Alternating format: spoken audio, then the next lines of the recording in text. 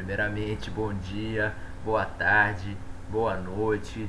Não sei que horas vocês estão me assistindo, mas a gente está de alguma forma conectados pela telinha, né? Então a gente dá andamento, a gente segue o nosso ano modificado, essa nova experiência que a gente está tendo, virtual por enquanto, iniciando a nossa unidade número 2. Já caminhamos uma unidade inteira, meus queridos. Então agora a gente vai dar andamento e abrir os novos conteúdos que vão vir agora para a sua segunda unidade. Então olha aqui que eu preparei para vocês, que bacana, né? Faço o que eu quero, será? E aí essa é a primeira questão que a gente vai levantar na aula de hoje, que vai ser sobre os fatos e as ações sociais. Olha que bacana. Pessoal, eu reparei, né, que na nossa primeira unidade a gente teve algumas coisas a serem modificadas, eu prestei atenção nisso e eu decidi, portanto, fazer aulas mais curtas, tá? Então essas videoaulas vão ter menos minutos, né? Vão ser mais objetivas, mais diretas, e aí eu vou deixar o momento da nossa tira dúvidas pelo Meet pra gente conversar mais sobre isso, tá bom? Mas então vamos lá, no espírito da objetividade, aqui são 5 pontos da nossa aula de hoje. Então, como sempre, eu vou trazer algumas frases pra gente discutir. Depois eu vou falar de novo sobre esse lugar do indivíduo na sociedade, né? Qual é o meu lugar nesse mar de gente que está ao meu redor? Aonde que eu pertenço, né? Depois eu vou trazer 2 autores muito importantes para nós aqui na sociologia. Provavelmente vocês já ouviram falar, provavelmente não. E aí a gente vai conhecê-los mais a fundo hoje, que eles vão se tornar amigos próximos, né? Durante as próximas unidades aqui com a gente. E no final, vou trazer uma questão bem atual. A gente vai falar sobre a sociedade que está em crise. O que será que está acontecendo, né? Vamos chegar lá daqui a pouco. Então, continuando aqui os nossos slides, olha o que eu trouxe aqui. Vamos tomar um segundo para respirar e analisar essas frases, né? Trouxe aqui para vocês hoje 3 frases que vão abrir o nosso tema de hoje, né? Daqui a pouco a gente vai retomar o que a gente já viu na primeira unidade para a gente fazer esse resumo, relembrar, né, o que já aconteceu. Mas aqui, para começo, eu trouxe um ditado que é muito famoso, né, em países de língua inglesa, nos Estados Unidos, que fala a seguinte mensagem: Don't hate the player, hate the game. É uma mensagem que em português quer dizer: culpe o jogo, não o jogador. E aí, meus queridos, eu quero saber o que é que vocês pensam sobre essa frase. O que ela quer dizer? Como que ela chegou aí para vocês, né? Quando eu falo o seguinte, a culpa de uma certa situação não é da pessoa que está fazendo, é do contexto que ela está inserida, né? Será que então jogadores que estão traindo outros jogadores, que estão tomando decisões mais cruéis ou decisões mais egoístas, estão fazendo isso porque eles querem ou porque o jogo é injusto? Essa é uma questão que a gente tem que se levantar. E de que jogo a gente está falando aqui? A gente está falando das situações cotidianas, das situações dentro da sociedade, né? Então, culpe o jogo, não o jogador. Concordam? Discordam? A gente vai usar 2 pensadores hoje para a gente ver depois no final se vocês concordam ou discordam, né? Na sociologia a gente tem o que a gente chama de 3 porquinhos, né? A gente já não concorda tanto com essa divisão hoje em dia, porque a sociologia se enriqueceu muito, né? No início ela era feita, como a gente já conversou, as ciências de um modo geral eram feitas só por esses homens europeus, brancos, que tinham acesso ao conhecimento, né? Então vocês vão ver aqui, todos os autores de hoje são da Europa, de uma época onde mulheres, pessoas fora do círculo ali de poder, né, pessoas que não representavam um certo perfil não estavam produzindo conhecimento. Então, muitos autores que vocês vão ver, né, na escola, eles vêm desse círculo aí que a gente chama de eurocêntrico. Mas não quer dizer que eles não sejam importantes, quer dizer que a gente tem hoje em dia outros pensadores e pensadoras que falam coisas até mais interessantes para a nossa realidade brasileira, né? Mas esses 2 aqui, eles são raiz, eles são o que a gente chama de fundamentos da sociologia, né? Então a gente tem Durkheim, Weber e mais pra frente a gente vai ver Karl Marx. Esses 3 são os 3, pra caber na câmera aqui: Esses três é o que a gente chama de três porquinhos da sociologia. É um nome aí que a gente usa de brincadeira, né? A gente não fala assim sério, mas é para lembrar que eles são sempre os que caem nas provas, o que é cobrado no vestibular, né? Enfim, tem muita gente que reduz a sociologia só a esses três, mas a gente vai ver que tem muito mais, tá? Mas de início aqui, o Durkheim vem falar pra gente, ó, olhando para esse espelho que está aí do lado, vem falar o seguinte, que o nosso egoísmo, né, é em grande parte produto da sociedade. E aí, tem relação com a frase aí de cima, né? Ele está dizendo que se nós temos uma postura que é voltada para satisfazer as necessidades individuais, se eu tomo essas decisões só por egoísmo, isso em parte também é responsabilidade da sociedade. Contraditório? Vocês acharam complicado? Vamos tentar raciocinar, né?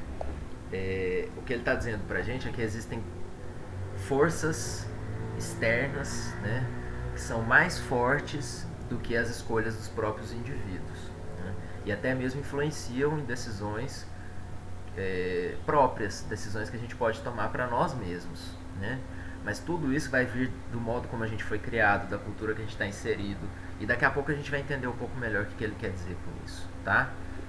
E o Weber aí embaixo, ele está dizendo uma outra coisa, que é o seguinte: o homem, então, as pessoas, os seres humanos, são animais amarrados a teias de significados que nós mesmos tecemos.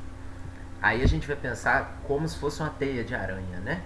Só que ao invés de ser uma teia de aranha, é uma teia de significados. O que isso quer dizer? É uma teia de sentidos, né? Se eu pego e mostro para vocês esse cartão aqui, vocês sabem me dizer que cor ele é, né? A não ser que tenha aí uma outra questão visual, né, do olho, que não propicia que você enxergue essa cor, mas eu acho que todo mundo aqui está vendo a cor vermelha. Na nossa língua se chama vermelho, em inglês se chama red, em espanhol rojo, né? Mas cada língua vai atribuir um significado para essa cor, né? Tem gente que vai atribuir o vermelho ao amor, tem gente que vai atribuir o vermelho à luta, ao sangue, à guerra. Então, esses significados que a gente vai criando em sociedade vai criando uma teia também, e é como se a gente estivesse preso a essa teia, né? Não só de uma forma negativa, mas também essa teia que sustenta a gente. Porque sem essa teia a gente ia cair, né? A gente não ia ter sentido, a gente não ia ter palavras, a gente não ia ter como se comunicar. Então, como que essas três frases se relacionam, né? Eles basicamente estão falando pra gente que sem a sociedade o indivíduo não existe. Olha que coisa. Será que vocês concordam com isso? E a gente vai passar agora para o segundo slide, que vai falar justamente sobre isso, sobre essa relação. Aqui ficou ruim, né? Mas eu vou deixar aqui, daqui a pouco eu movo, tá bom? Então, antes de tudo, a gente vai tomar um momento aqui para relembrar os conteúdos que a gente viu na unidade 1. E aí eu coloquei aqui, recapitulando, né? O que a gente viu lá na nossa unidade 1? A gente viu em primeiro lugar que os seres humanos, nós, a gente não nasce pronto, né? Então, desde o momento que a gente surgiu na Terra, a gente está ali chorando, saiu da barriga, surgiu enquanto ser humano ali nesse planeta. A gente não está pronto, a gente não tem linguagem, a gente não tem cultura, e a gente vai se construindo, a gente vai se formando nas relações que a gente está envolvido. Então é aquele famoso processo de socialização. Vocês já estudaram, né? O processo de socialização, para esse careca aqui do lado esquerdo, o nosso querido Peter Berger, ele vai acontecer de várias formas, né? Ele pode acontecer por aprendizagem, ele pode acontecer pela imitação, até mesmo pela identificação com as pessoas que a gente admira, né? E na verdade a gente vai absorvendo as referências, né, desde pequeno, para moldar a nossa identidade, quem nós somos, certo? E o Comte, né, que é esse do lado direito aqui, para mim tá ao contrário. Ele é esse francês que foi pegar todas essas questões, né, que estavam surgindo ali depois da Reforma Protestante, da Revolução Francesa e de todas as revoluções industriais que vocês estudaram na aula 2, não é? Então tudo aquilo que estava mudando a cara das cidades na Europa, né, e transformando uma grande classe camponesa em classe operária, que estava indo morar nas periferias, com todos os problemas sociais que estavam surgindo na periferia, ele resolveu então estudar essa sociedade mais a fundo e criou a tal da física social. Né? Só que para o Comte, a sociedade ela seguiria leis gerais, né? Leis que todas as sociedades meio que estão enquadradas nessas leis, né? Não daria para a gente fugir delas. Como, por exemplo, a lei do progresso, né? Que as sociedades iriam evoluir através das épocas, das eras humanas. Então, para o Comte, né, relembrando aqui também, quem vai fazer esse trabalho de evoluir a espécie humana é quem? É exatamente a ciência. Né? Então, para ele, o estágio científico, racional, seria o estágio mais elevado, queria trazer, então, uma organização social melhor para a sociedade, na opinião dele. Né? E aí gerou toda essa escola que a gente chama de positivismo, que se vocês ainda estão com dúvida, é só voltar na aula 2 que vocês vão entender o que é isso. Bom, esse foi o nosso resumo da unidade 1. Né? Mas a gente tem que lembrar também que, em primeiro lugar, independente do que a gente está analisando aqui, a gente tem que lembrar, como está aqui em cima, aqui em cima de mim, ó, ficou 2 chifrinhos agora, aqui em cima de mim, o que nós somos, né? Nós somos o quê? Basicamente, todos nós aqui, vocês que estão me assistindo e eu, nós somos humanos. Nós somos seres humanos, certo? Muitos autores vão usar o termo homem. A gente não usa mais o termo homem, porque o termo homem é muito reducionista. Né? Nós não temos só humanos do gênero masculino. Nós temos humanos de vários gêneros, né? Então, o termo humano ou ser humano é melhor do que usar homem. Né? Só que a nossa espécie é a espécie Homo sapiens sapiens. Né? Então, lá na biologia, vocês vão estudar isso em evolucionismo.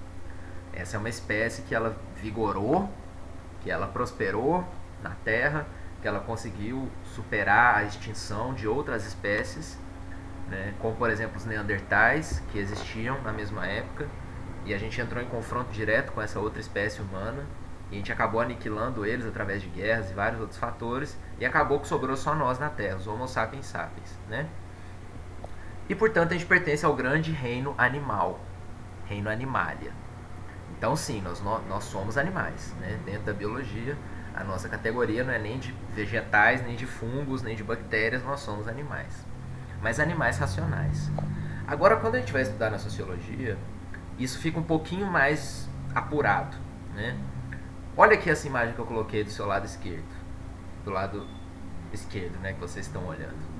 Eu tenho aí uma pessoa, mas eu também tenho aí um sujeito. Ou eu poderia dizer que eu tenho aí um indivíduo. E aí, qual palavra eu vou usar? Né? Nós somos pessoas, sujeitos ou indivíduos. Vocês vão ver essas 3 palavras aparecendo muito. Né? E vai depender muito do contexto que você quer usar e qual significado você quer atribuir.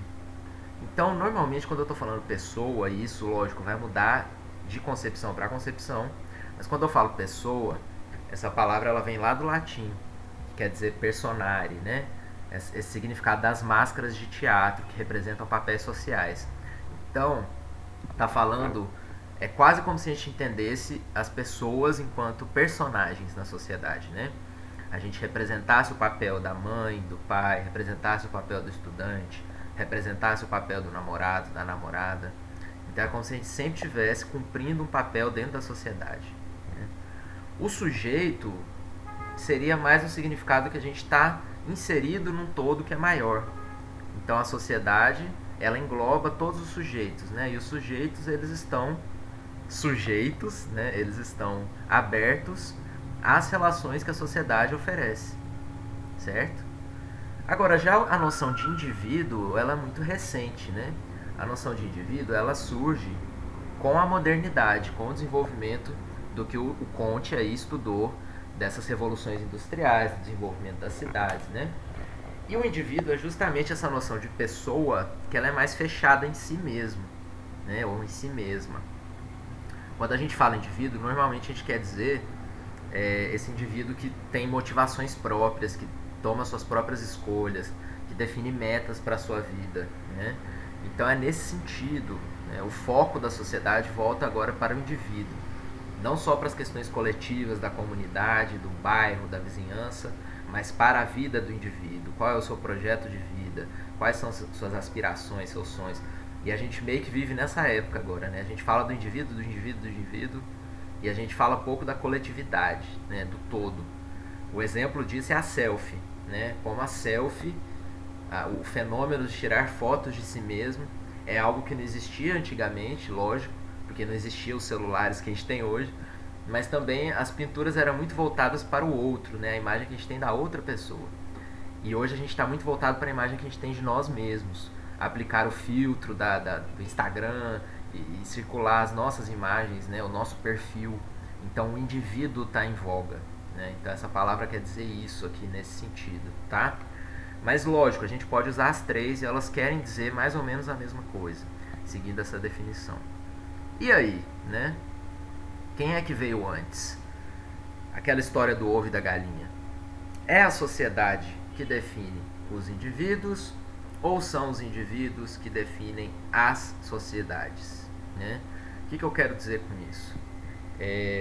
Para existir, então, nós enquanto pessoas ou sujeitos ou indivíduos, tem que existir antes um grupo que vai me ensinar coisas básicas para eu poder viver nesse planeta, né? Por exemplo, me ensinar a língua que eu vou falar para me comunicar com outras pessoas, né? A roupa que eu vou vestir, quais são os trajes que são aceitos, quais não são, né? As comidas que eu posso comer, as que eu não posso comer, né? O jeito que eu vou me portar, quem pessoas eu tenho que respeitar, os meios que eu tenho que acessar para poder ter uma posição de poder e por aí vai. Então eu preciso de uma sociedade para me socializar, porque senão eu não sobreviveria. Ninguém iria sobreviver sem a sociedade. Mas ao mesmo tempo não existe sociedade sem antes existirem pessoas, né? Sem antes existirem seres humanos. E aí que está o grande jogo, né? Quem é que veio antes? Na sociologia a gente vai ter dois olhares diferentes. A gente vai ter um olhar que vai primeiro olhar para a sociedade, né? Então as estruturas da sociedade, por exemplo, o capitalismo enquanto sistema econômico, as instituições, né? O Estado, a escola, a família, enquanto grupos sociais que organizam a nossa vida e que vão analisar então esses fenômenos que são mais macro, né? Que a gente vai chamar de macrosociologia. E a gente tem um outro olhar de outros autores que vai olhar mais para o indivíduo, vai olhar mais para as pessoas, né? Para as relações que elas estabelecem, ainda inseridas na sociedade, claro, mas aí focando nas suas identidades, nas suas ações, nas suas motivações, né? O que leva cada pessoa a fazer o que a gente faz, o que é que define a nossa posição social. Então isso vai ser uma perspectiva mais micro, mais da microsociologia, tá? Então a gente vai ter um pouco dessas duas perspectivas aqui, sempre jogando uma com a outra. Tem autores que vão ser mais macro, tem autores que vão ser mais microsociológicos. E tem autores que vão ser os dois. E talvez esses sejam os mais interessantes, né? Que conseguem casar uma análise macro com análise micro, tá bom? Então, na proposta que eu estou fazendo, né, da gente ter aulas mais curtas e depois discutir no Meet, eu vou encerrar essa aula agora com 20 minutos e depois eu volto para a parte 2, onde eu falo sobre Marx, sobre Durkheim e sobre Weber, certo? Então, obrigado por me acompanhar até aqui. Não deixe de assinar sua lista de presença e de estar presente também no nosso encontro ao vivo pelo Meet daqui uns dias. Tá bom, queridos? Então, um beijo e até breve. Tchau!